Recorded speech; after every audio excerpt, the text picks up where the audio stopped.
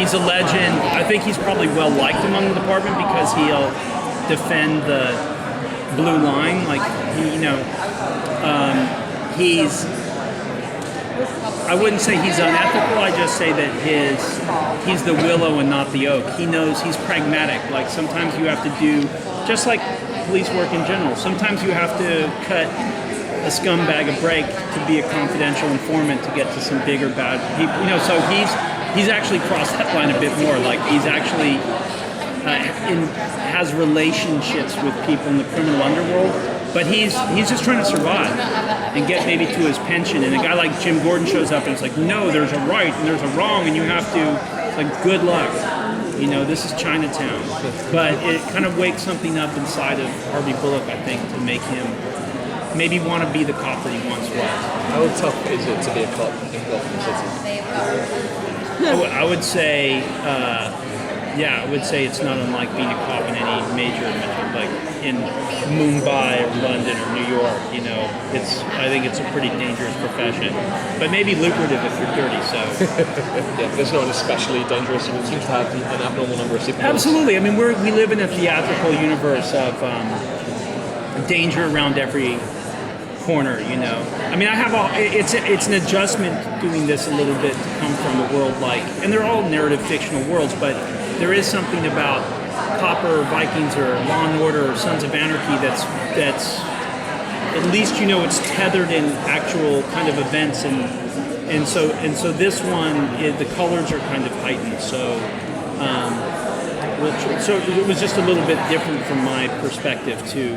When people ask like it's so violent compared to what,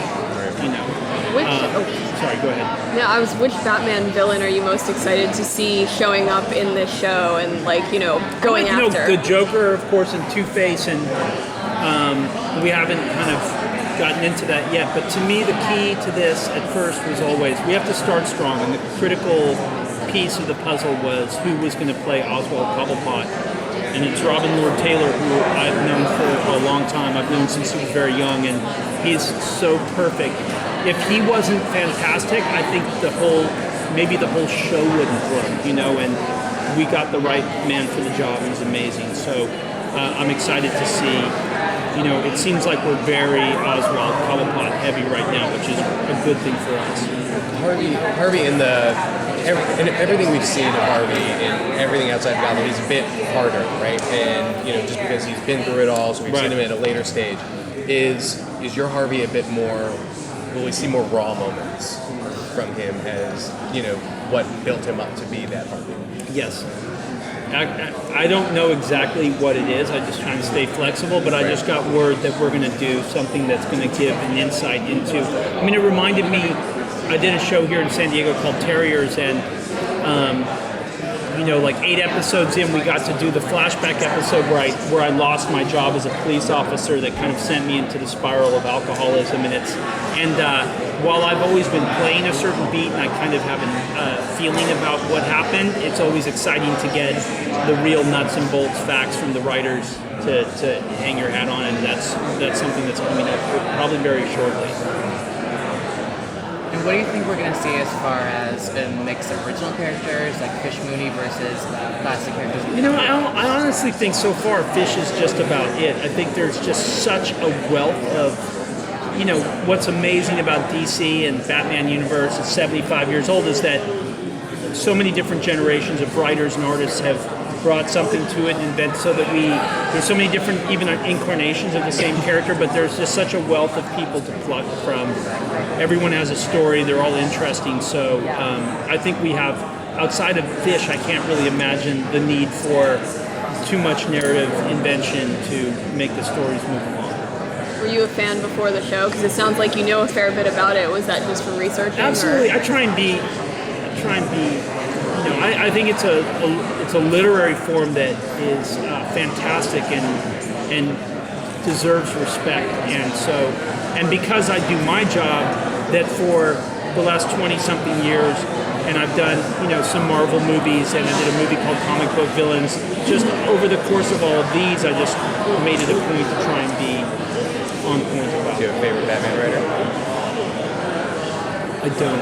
I can't say. I mean, Batman's a weird one because people are so protective towards. I don't know. People are so protective of Batman as they should be, and they all feel such intense ownership of it. But I don't want to.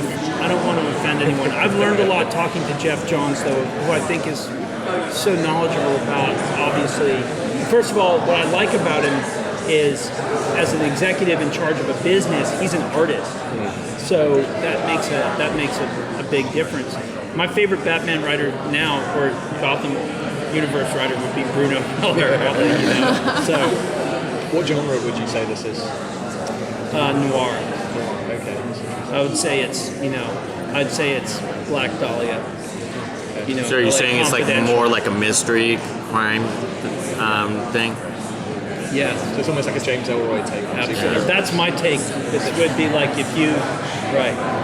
if in the middle of LA Confidential you threw that kind of heightened theatrical universe I'm talking about. That's the way I like to come at it. So.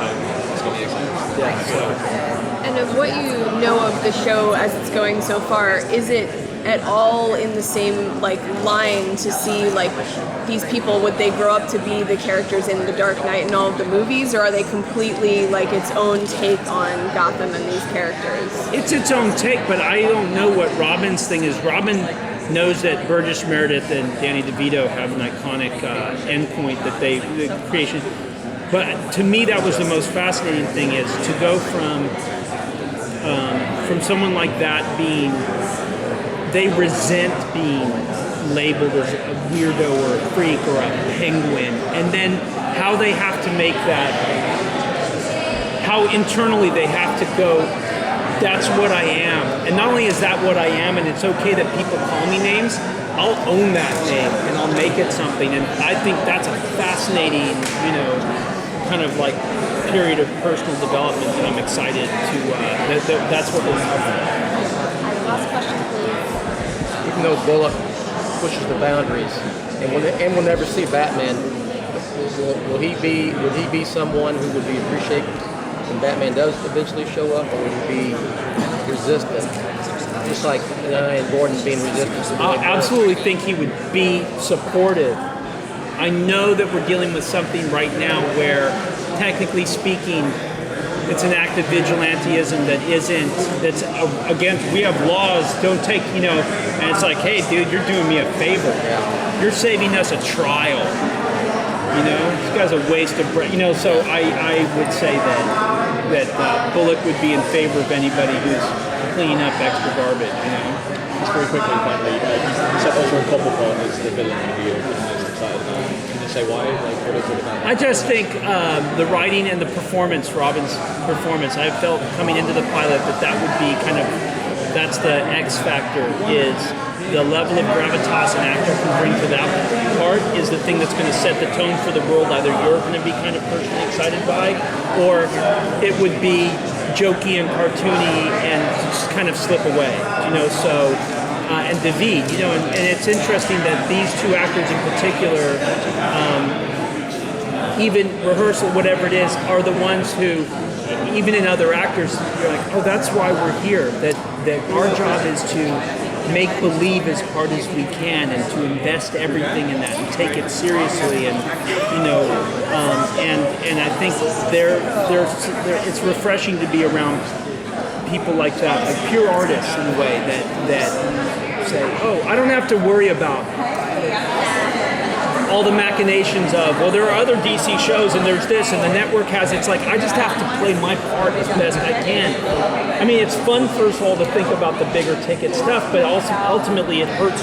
What I really need to do is just take it scene by scene, especially with Ben, who's an amazing partner, and make these little, this whole world here is dedicated to, this is the weirdest thing, like Auguste Comte or someone wrote, a lion roars because it can, it doesn't necessarily have to. We beyond just mere survival now, we as humans have created this extraneous world that means a lot to us, which is how we spend our extra time when we don't have to work and provide, and people invest so much importance in it, and so it's our job to be of service to those people all walking out on the street who are like, no, dude, I care about this so much. I'm a grown man dressed up as this guy, right? And it's like they mean so.